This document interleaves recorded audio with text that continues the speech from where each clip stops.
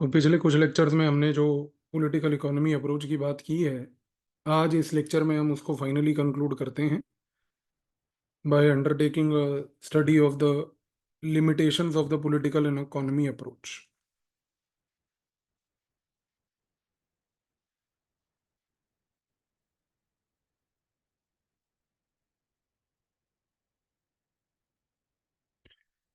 तो जब हम बात करते हैं पॉलिटिकल इकोनॉमी अप्रोच के लिमिटेशंस की, तो सबसे पहली चीज़ ये है कि इस अप्रोच का सबसे पहला क्रिटिसिज्म ये है कि it has prioritise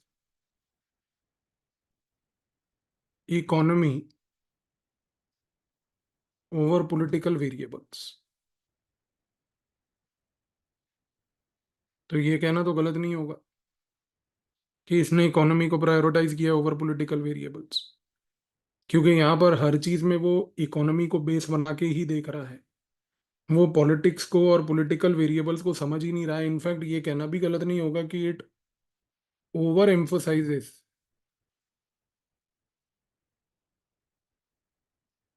the role of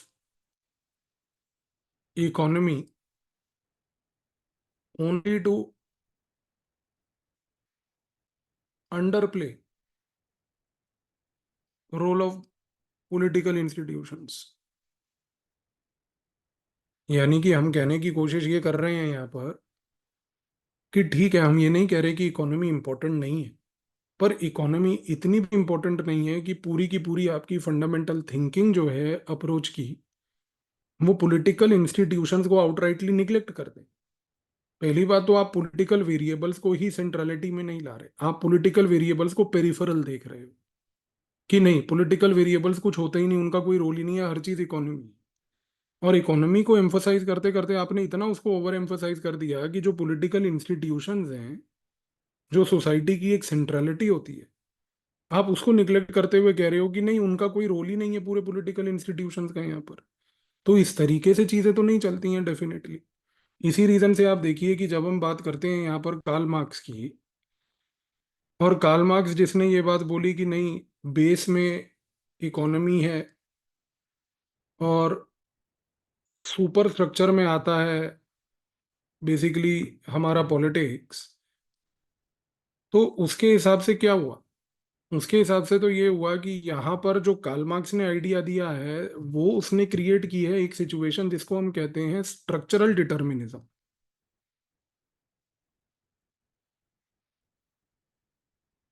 structural determinism का मतलब क्या है? इसका मतलब ये है कि कार्ल मार्क्स ने बेसिकली जो पॉलिटिकल लाइफ की पूरी कॉम्प्लेक्सिटी है,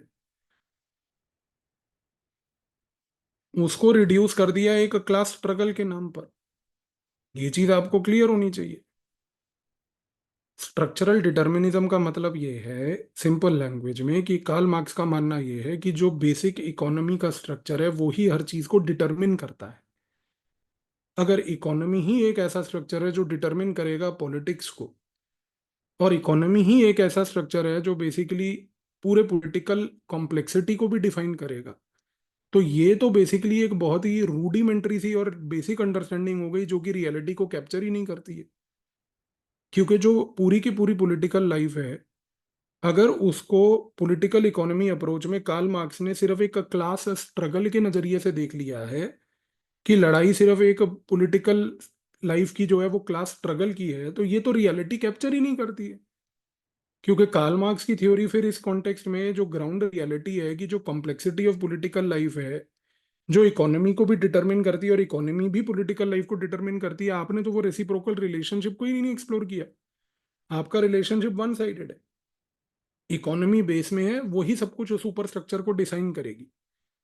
और अगर वही डिफाइन करेगी तो उस कॉन्टेक्स्ट में एक चीज तय है कि आप कुछ भी कर लीजिए, everything boils down to economics. ये चीज तो गलत है। इसी रीजन से आप देखिए कि एक क्रिटिसिज्म ये भी आता है पॉलिटिकल इकोनॉमी अप्रोच का कि इट फेल्स टू एक्सप्लेन कि भाई किस प्रकार से आइडेंटिटी एक रोल प्ले करती है सोसाइटी में। आइडेंटिटी का एक रोल आता है सोसाइटी में। भाई केस इन पॉइंट है यहाँ पर, अगर आप देखें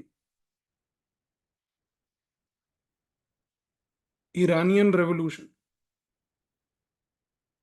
क्या आज की डेट में ईरानियन रेवोल्यूशन जो हुआ 1979 में जो हुआ, क्या उसके पीछे सिर्फ इकोनॉमिक्स इन्वॉल्व थी?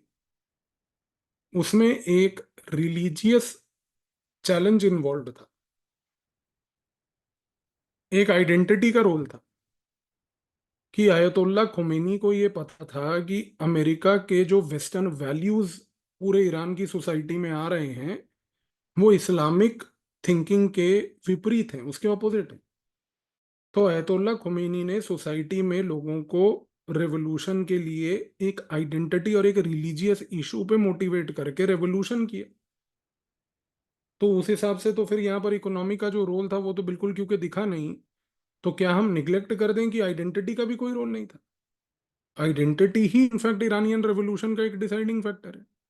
फॉर दैट मैटर अगर आप एक और केस लें, which is called the fall of the Soviet Union, क्या fall of the Soviet Union जो है उसमें नेशनलिज्म का क्या कोई रोल नहीं था? क्या जितने भी सोवियत के सैटेलाइट रिपब्लिक्स जो थे, जिसके ऊपर एक फोर्सेबल कंट्रोल उसने बना के रखा था, क्या उसमें एक नेशनलिज्म का स्पिरिट इंस्पायर नहीं हुआ कि जिसकी वजह से एक डोमिनो इफेक्ट, यानी कि एक के बाद एक के बाद एक के बाद एक हर कंट्री जो है अपने आप को सोवियत कंट्रोल से लिबरेट करती गई? तो ये जो पॉलिटिकल इकोनॉमी अप्रोच है ना, ये आइडेंटिटी का, रिलीजन का, नेशनलिज्म का, इन किसी चीजों को भी प्रायोरिटी नहीं देती है, वो इन सबको पेरिफेरल मानती है। पेरिफेरल मतलब कि साइड के फैक्टर्स हैं, पेरिफेरी में है, ये कोई रोल नहीं प्ले कर सकते। जबकि कई बार वर्ल्ड की हिस्ट्री में इन फैक्टर्स ने एक सेंट्रल रोल प्ले किया है। तो ये सेंट्रल रोल को निग्लेक्ट करती है पूरी की पूरी यहां पर ये थ्योरी। अमर्त्य सेन ने भी इस चीज पे क्रिटिसिज्म दिया। अमर्त्य सेन ने बोला कि भाई देखिए, जब हम इकोनॉमी पे इतना ज्यादा फोकस रख देते हैं तो हम डेवलपमेंट को निग्लेक्ट करते हैं। और डेवलपमेंट जो है वो है एक प्रकार का बहुत इंपॉर्टेंट पॉलिटिकल लेवल पर कैपेबिलिटी को इनहांस करने का एक फॉर्मूला। अमर्त्य सेन ने ये बात बोली कि देखो, लाइफ में हर चीज जो है वो इकोनॉमी नहीं होती है। क्योंकि जब आप बात करते हो सोसाइटी की, तो सोसाइटी में लोगों की कैपेबिलिटी भी इनहेंस करनी है। लोगों के पास स्किल होना चाहिए, अच्छी एजुकेशन फैसिलिटी होनी चाहिए, अच्छा हेल्थ केयर होना चाहिए। इन सब चीजों से लोगों की कैपेबिलिटी इंप्रूव होती है। इसको कहते हैं अमर्त्य सेन से कैपेबिलिटी अप्रोच। ये मैं आपको इकोनॉमिक्स की क्लास में कई बार बता चुका हूँ, और हम लोग इसको इकोनॉमिक्स में कई बार पढ़ भी चुके हैं अपने जीएस की क्लासेस में काफी डिटेल में। तो ये जो कैपेबिलिटी है, ये आज की डेट में इकोनॉमिक फोकस आने से नहीं आएगी, क्योंकि ये कैपेबिलिटी सिर्फ और सिर्फ पॉलिटिकल लेवल पे ही आ सकती है। तो अमर्त्य सेन का मानना ये है कि जब आप पॉलिटिकल लेवल को निग्लेक्ट कर देते हो और सारा फोकस इकोनॉमी पे रखते हो, तो फिर ये कैपेबिलिटी इनहेंस कैसे होगी? तो अमर्त्य सेन की अप्रोच भी एक क्रिटिक है आज की डेट में, जो एक्सप्लेन करती है पॉलिटिकल इकोनॉमी अप्रोच के इस लिमिटेशन। और यही चीज अगर आप देखो तो आगे जाकर एक स्कॉलर हैं जिनका नाम है चार्ल्स जॉनसन, इन्होंने भी ये बात बोली, चार्ल्स जॉनसन ने। चार्ल्स जॉनसन ने बोला कि देखो, आज जब हम बात करते हैं साउथ ईस्ट एशियन कंट्रीज की, साउथ ईस्ट एशियन कंट्रीज में बुद्धिज्म एक बहुत डोमिनेंट फैक्टर है, जो उन कंट्रीज को ग्रीडी नहीं बनाता। बहुत इंपॉर्टेंट चीज है। अभी हमने बात करी थी साउथ ईस्ट एशियन कंट्रीज की पीटर इवेंस के कॉन्टेक्स्ट में, जब पीटर इवेंस ने बोला था कि भाई इन कंट्रीज में एम्बेडेड ऑटोनॉमी होती है। बट यहाँ पर चार्ल्स जॉनसन एक और पॉइंट बोल रहा है। चार्ल्स जॉनसन कह रहा है कि भाई सिर्फ एम्बेडेड ऑटोनॉमी ही नहीं, बल्कि इन कंट्रीज में तो एक इंपॉर्टेंट चीज और भी है, और वो ये चीज है कि यहाँ पर बुद्धिज्म का एक फैक्टर है। इस बुद्धिज्म के फैक्टर से क्या हुआ कि इनमें ग्रीड किसी प्रकार का नहीं है। ग्रीड, किसी प्रकार का ग्रीड नहीं है यहाँ पर अगर आप देखो तो। वो क्यों नहीं है? क्योंकि यहाँ पर अगर हम बात करें तो क्या चीज देखने को मिल रही है हमें। यहाँ पर अगर हम देखें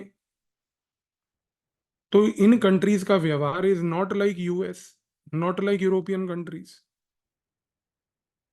इनका व्यवहार यूएस और यूरोप की तरह नहीं है कि जो सिर्फ इकोनॉमिक मॉडल्स की वजह से इतने ग्रीडी हो गए हैं कि वो ग्रीडी होने की वजह से आज की डेट में मिलिट्री फाइट्स कर रहे हैं। यूएस और यूरोप ने सारी जिंदगी क्या किया है? इकोनॉमिक ग्रीड को फुलफिल करने के लिए वर्ल्ड में वॉर्स क्रिएट की हैं। लेकिन इन कंट्रीज ने भी उसी कैपिटलिज्म को अपनाया, बट यहाँ पर एक बुद्धिज्म का इन्फ्लुएंस बहुत बड़ा था। तो पॉलिटिकल इकोनॉमी अप्रोच में तो बुद्धिज्म के इस इन्फ्लुएंस का तो कोई रोल ही नहीं है, जबकि इसने एक बहुत बड़ा रोल प्ले किया इन कंट्रीज को यहाँ पर स्टेबलाइज और स्टेबिलिटी के लेवल पर लाने में। तो ये चीज चार्ल्स जॉनसन यहाँ पर एक्सप्लेन करते हुए कह रहे हैं। इसी के साथ साथ आप देखिए कि एडम प्रेजेवोर्स्की नाम का एक स्कॉलर है। एडम प्रेजेवोर्स्की ने क्या बात बोली?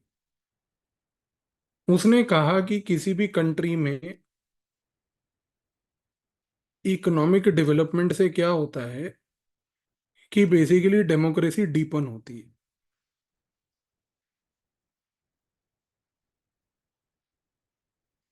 और जब किसी कंट्री में इकोनॉमिक डेवलपमेंट से डेमोक्रेसी डीपन होती है, तो ये डीपन डेमोक्रेसी जो है ये सिटीजन्स को इम्पावर करती है। और एक इम्पावर्ड सिटीजन जो है सोशल स्टेबिलिटी को मेंटेन करता है। और पॉलिटिकल इकोनॉमी अप्रोच में इसके ऊपर कोई चर्चा नहीं है कि कैसे इकोनॉमिक डेवलपमेंट की वजह से डेमोक्रेसी डीपन होगी।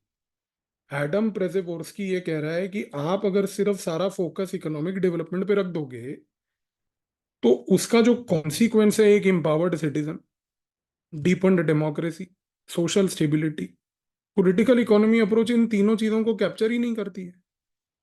Political economy approach Adam Przeworski के हिसाब से एक इनकम्प्लीट अप्रोच है, क्योंकि वो इकोनॉमिक डेवलपमेंट पे इतना फोकस करने के वजह से जो इकोनॉमिक डेवलपमेंट के कॉन्सिक्वेंसेज है उनको समझ ही नहीं पा रही है। और ये चीज को सपोर्ट किसने किया? इसको सपोर्ट किया डोनाल्ड एंड श्मिटर ने। डोनाल्ड एंड श्मिटर ने क्या किया कि एडम प्रेजेवोर्स्की की इसी रिसर्च को उन्होंने इंडिया के कॉन्टेक्स्ट में एक्सप्लेन किया। डॉलन एंड श्मिटर ने बोला कि एडम प्रेजेवोर्स्की की बात बिल्कुल सही है। इंडिया 1947 में एक पुअर पॉवर्टी स्ट्रिकन कंट्री थी, उसके बावजूद उसने डेमोक्रेसी अपनाई, इकोनॉमिक डेवलपमेंट किया, ग्रेजुअली डेमोक्रेसी डीपन हुई, सिटीजन्स एम्पावर हुए और सोशल स्टेबिलिटी आई। तो अगर एडम प्रेजेवोर्स्की ने एक बेसिकली थियोरेटिकल मॉडल पेश किया था, तो उसका एप्लीकेशन इंडिया के कॉन्टेक्स्ट में डोनाल्ड एंड श्मिटर ने उस थ्योरी को अप्लाई करके यहां पर एक्सप्लेन कर दिया।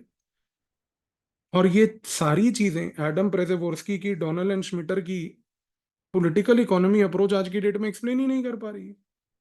तो एक इनकम्प्लीटनेस है उस पूरी अप्रोच में। इसके बाद अगर आप ध्यान से देखें तो पॉलिटिकल इकोनॉमी अप्रोच में आज की डेट में सबसे बड़ी शॉर्टकमिंग और क्या है? वो ये है कि किसी भी प्रकार से यहाँ पर जेंडर डायनेमिक्स के ऊपर चर्चा नहीं है, जबकि आज की डेट में जेंडर डायनेमिक्स एक बहुत ही क्रूशल फैक्टर है सोसाइटी का। और सारे पॉलिटिकल सिस्टम्स जेंडर डायनेमिक्स को प्रमोट करने के लिए आज की डेट में काम कर रहे हैं। यहाँ पर जेंडर डायनेमिक्स को लेकर किसी प्रकार की चर्चा नहीं है। यहाँ पर आज की डेट में इकोलॉजिकल कॉन्जर्वेशन को लेकर किसी प्रकार की चर्चा नहीं है। इकोलॉजिकल कॉन्जर्वेशन आज की डेट में आप सभी जानते हैं कि ग्लोबल साउथ के लिए कितना एक वाइटल पॉइंट बन चुका है फॉरेन पॉलिसीज में कंट्रीज की। लेकिन यहाँ पर वो चीज के ऊपर चर्चा नहीं। इसी के बाद अगर आप देखें तो एक स्कॉलर है यहाँ पर जिनका नाम है डाइन एल्सन। डाइन एल्सन ने बोला कि भाई आज जिस प्रकार से गिग वर्कर्स बन रहे हैं, आज जिस प्रकार से अनपेड लेबर भी हो रही है, पॉलिटिकल इकोनॉमी अप्रोच इकोनॉमी के इन न्यू डायनेमिक्स को कैप्चर ही नहीं कर पा रही। तो डाइन एल्सन ने क्या बोला कि पॉलिटिकल इकोनॉमी अप्रोच इकोनॉमी पे इतना ज्यादा फोकस कर दिए कि इकोनॉमी के अंदर ही जो न्यू चेंजेस आ रहे हैं, गिग वर्कर्स का, अनपेड लेबर का, इसके बारे में कोई डिस्कशन ही नहीं हो रहा है। तो ये चीज को देखते हुए आप देखिए कि यहाँ पर जॉन ट्रोंटो एक और स्कॉलर है, उन्होंने ये बात भी बोली कि आज वुमेन स्पेसिफिक लेबर इश्यूज जो हैं, उनके ऊपर पॉलिटिकल इकोनॉमी में कोई चर्चा नहीं। वुमन स्पेसिफिक लेबर इश्यूज, तो जॉन टोरंटो का भी कमेंट यहां पर कोई गलत नहीं। और यही चीज अगर हम देखें तो समीर अमीन ने भी इस प्रकार का एक क्रिटिसिज्म किया। समीर अमीन ने ये बात बोली कि देखो पॉलिटिकल इकोनॉमी का सबसे बड़ा प्रॉब्लम क्या है कि फिर वो यूरो सेंट्रिक अप्रोच है। और ये बात बिल्कुल गलत नहीं है, क्योंकि पॉलिटिकल इकोनॉमी में जितने भी स्कॉलर्स हमने एडम स्मिथ से लेकर स्ट्रक्चरल मार्क्सिस्ट पुलंजास तक पढ़े, they were all European scholars, western scholars. Samir Amin कहता है कि भाई पूरी की पूरी अप्रोच ही यूरोसेंट्रिक है। और इस अप्रोच को यूरोसेंट्रिक होने के नाते दिक्कत क्या है? दिक्कत ये है कि ये स्टडी क्या कर रहे हैं, नॉन वेस्टर्न कंट्रीज को। और इनके नॉन वेस्टर्न कंट्रीज के स्टडी के दौरान इनके पास कोई नॉन वेस्टर्न स्कॉलर्स ही नहीं है। और ये पॉइंट को इलेबोरेट किया है एक इंडियन स्कॉलर ने जिनका नाम है सुदीप्ता कविराज। सुदीप्ता कविराज ने क्या बोला? उन्होंने ये कहा कि भाई जैसे आज की डेट में इंडिया में पॉलिटिक्स में कास्ट एक रोल प्ले करता है, और ये कास्ट से सोसाइटी में रिसोर्स डिस्ट्रीब्यूशन होता है। अब प्रॉब्लम क्या है? सुदीप्ता कविताराज कहती हैं कि भाई पॉलिटिकल इकोनॉमी अप्रोच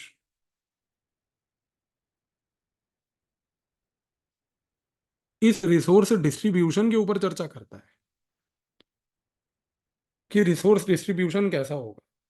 लेकिन ये रिसोर्स डिस्ट्रीब्यूशन अगर आज की डेट में पॉलिटिक्स से इंस्पायर्ड है और पॉलिटिकली इन्फ्लुएंस्ड है कास्ट फैक्टर से, उसको ये अपने फ्रेमवर्क में एक्सेप्ट ही नहीं कर सकता। तो ये सारे जितने भी हमने चैलेंजेस देखे और अलग, ये सारे हमें ये पॉइंट आउट करते हैं कि पॉलिटिकल इकोनॉमी अप्रोच किसी भी तरीके से एक इफेक्टिव सोल्यूशन यहां पर बनाते हुए नहीं दिख रही है। और इस कॉन्टेक्स्ट में ये कहना गलत नहीं होगा कि ये सारे लिमिटेशंस जब तक एड्रेस नहीं होते तो पॉलिटिकल इकोनॉमी अप्रोच एक इनकम्प्लीट इनएडिक्वेट थिंकिंग ही प्रोवाइड कर पाएगी। तो आई होप कि ये जितने भी मल्टीपल वीडियोस मैंने आपके साथ बनाए, जिसके थ्रू हमने इन डेप्थ लेवल पर पॉलिटिकल इकोनॉमी अप्रोच को समझने की कोशिश करी, ये अब आपको बहुत अच्छे तरीके से क्लियर हो गई होगी। यही लेवल का डेप्थ और इसी लेवल की अंडरस्टैंडिंग के साथ पूरा ऑप्शनल हम पढ़ रहे हैं, और यही आपको कंटेंट क्वालिटी का आगे मिलता भी रहेगा। पर जो चीज़ें हमने जीएस की क्लासेस में डिस्कस करी हैं हम उनको अवॉइड करेंगे यहाँ पर बार बार करना, ताकि रिपीटेशन ना हो और हमारा फोकस रहे कि हम to the point pin pointed discussions कर पाए। मिलते हैं नेक्स्ट क्लास में। स्टार्ट करेंगे पॉलिटिकल सोशियोलॉजी अप्रोच, पढ़ेंगे पॉलिटिकल सोशियोलॉजी अप्रोच को और देखेंगे कि वो क्या नई थिंकिंग लेके आता है और उसमें ऐसा क्या है। मिलते हैं नेक्स्ट क्लास में। Thank you.